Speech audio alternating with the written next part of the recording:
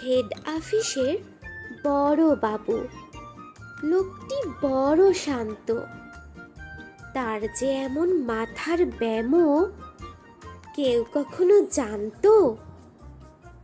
দিব্যি ছিলেন খোশ মেজাজে, চেয়ারখানি চেপে একলা বসে ঝিমঝিমিয়ে হঠাৎ গেলেন ক্ষেপে।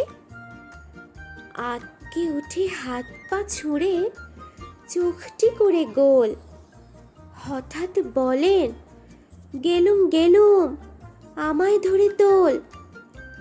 তাই শুনে কেউ বদ্যি ডাকে, কেউ বা হাঁকে পুলিশ, কেউ বা বলে কামড়ে দেবে, সাবধানেতে তুলিস।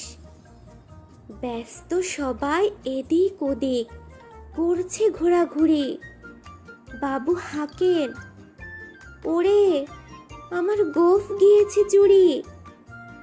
গোঁফ হারানো আজব কথা, তাও কি হয় সত্যি? গোঁফ জোড়া তো তেমনই আছে, কমেনি এক রত্তি।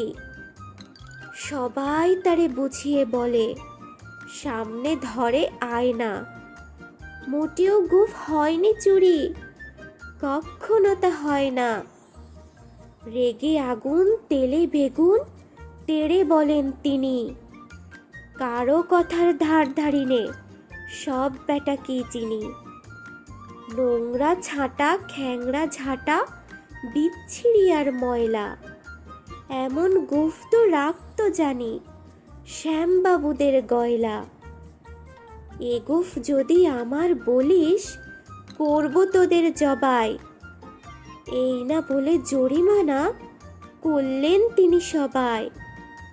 ভীষণ রেগে বিষম খেয়ে দিলেন লিখে খাতায়, কাউকে বেশি লাই দিতে নেই, সবাই চড়ে মাথায়। অফিসের এই বাঁদরগুলো মাথায় খালি গোবর, গোঁফ জোড়া যে কোথায় গেল কেউ রাখে না খবর। ইচ্ছে করে এই বেটাদের গোঁফ ধরে খুব নাচি, মুখ্যগুলোর মুন্ডু ধরে কোদাল দিয়ে চাচি। গোঁফকে বলে তোমার আমার, গোঁফ কি কারো কেনা? গোঁফের আমি গোঁফের তুমি, তাই দিয়ে যায় চেনা।